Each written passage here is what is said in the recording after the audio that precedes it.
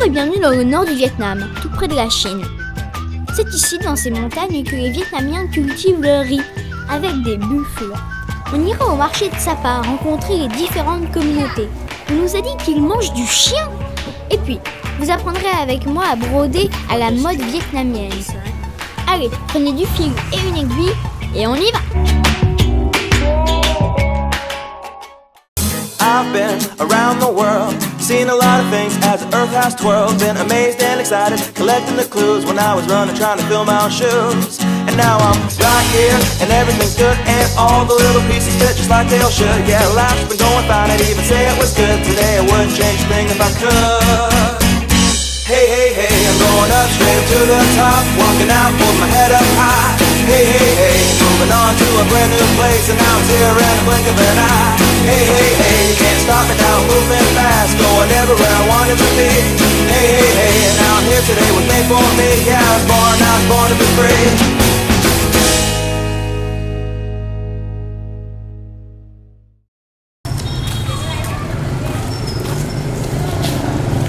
Sapa, c'est une petite ville dans la montagne. Elle a été créée par les Français pour se rafraîchir l'été, quand il fait trop chaud dans la capitale, à Hanoï. Comme on est en hauteur, normalement, ici, il fait plus frais. Et Sapa, c'était censé être l'endroit le plus froid du Vietnam, et aujourd'hui, il fait 38 degrés. À Sapa, ce qui est chouette, c'est quand on rencontre les peuples qui vivent dans les montagnes. On les appelle les minorités parce qu'ils sont moins nombreux que les Viettes ou les Chinois. On les reconnaît grâce à leurs vêtements. Ils sont tous de couleurs différentes. Au Vietnam, il y a 52 minorités qui vivent dans des villages et qui viennent dans les villes vendre leurs produits. Du coup, ici aussi, comme à Hanoï, on peut tout acheter ou presque dans la rue.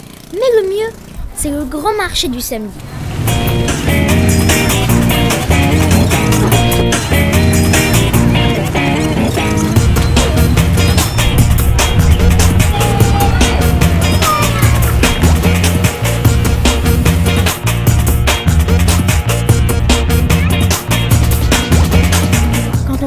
De Sapa, on a parfois envie de vomir.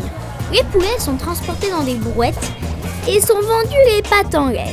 Les mouches se promènent sur la viande ou sur les intestins et quand on demande ce que c'est, on nous répond que c'est du chien. Ici, ils mangent ça dans les mariages. Vous prendrez bien un peu de langue ou de pied de porc, non? Heureusement, il y a aussi les fruits et les légumes. C'est beau toutes ces couleurs. Et hop! Voilà mes premières images. Au marché, on rencontre aussi les gens des différentes communautés, comme les Hmong par exemple, avec leurs vêtements bleu foncé ou tout en couleur. Moi j'adore, on dirait des princesses des montagnes. Les Hmong savent très bien broder. D'ailleurs, je vous emmène faire un cours chez une femme Hmong, dans son magasin.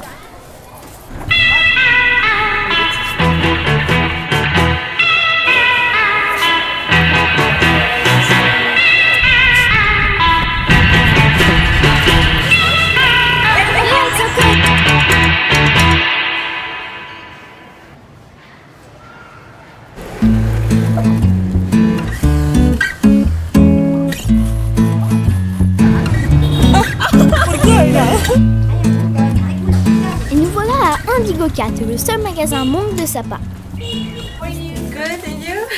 Chez les minorités Hmong, tous les vêtements, les sacs et les couvertures sont brodés.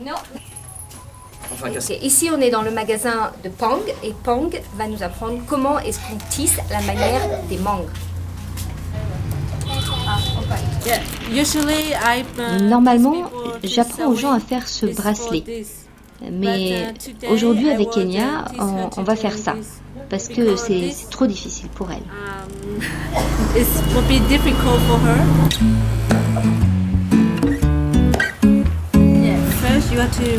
Alors, tu dois passer l'aiguille comme ça. Tu vois, d'un trou à l'autre. Voilà, c'est ça, ok?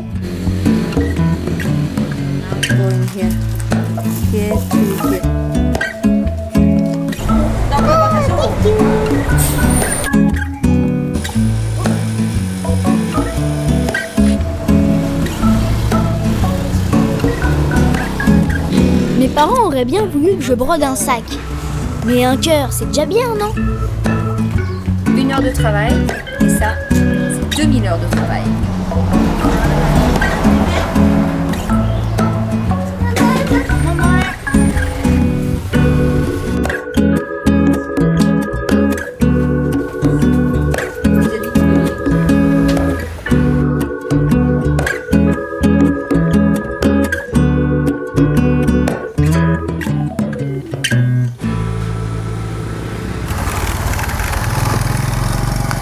Après, au petit cours de broderie, direction la montagne et les villages.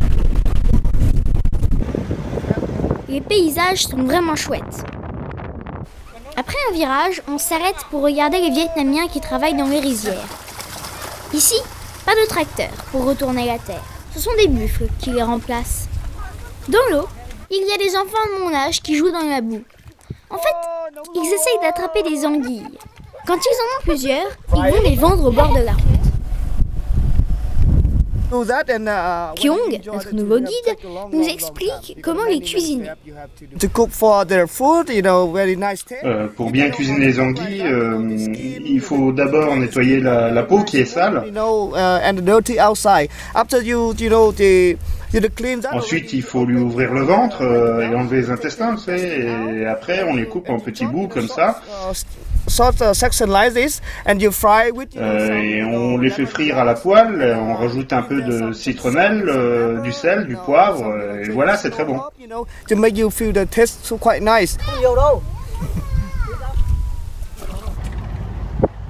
Un peu plus loin, on est bloqué. C'est le camion qui refait la route. Il est trop chargé. Du coup, il est coincé. Et nous aussi. Maman dit qu'au Vietnam, ça peut durer des heures. Heureusement, notre nouveau guide connaît du monde. Et hop, 15 minutes plus tard, on embarque dans un gros 4x4. Bien plus confortable d'ailleurs.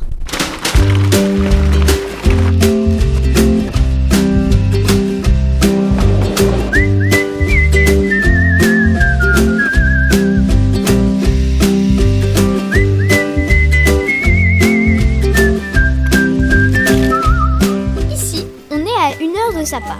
Kyung nous emmène dans un village pour nous montrer comment vivent les gens.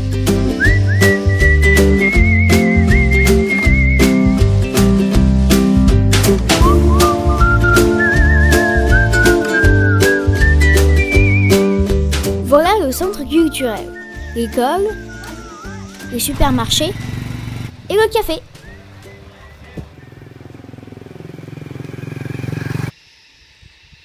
Un peu plus loin, un bruit nous fait mal aux oreilles. Dis-moi, Kong, c'est quoi ce bruit? Ça, ce sont des garas. C'est quoi? Des garas. Des sortes de gros grillons. Quand ils font beaucoup de bruit comme ça veut dire que l'été arrive. Et comme c'était vraiment trop fort, on est vite parti. Et on a vu ça. Ouille!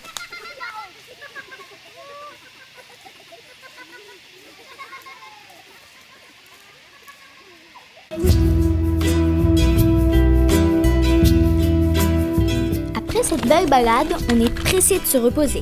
Heureusement, ce soir, on dort dans un super petit hôtel, un éco-lodge.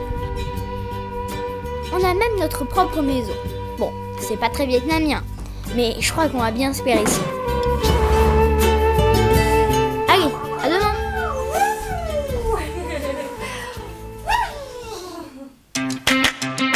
Demain, justement, on monte encore plus haut dans la montagne, rencontrer le peuple des Djao rouges. On ira dormir dans une grosse cabane. Dans ce village, pas de jeux vidéo. Les enfants se baignent dans les rivières et font voler d'énormes scarabées. Et c'est là, à Nam Kinh, que je vais aller à l'école. À bientôt!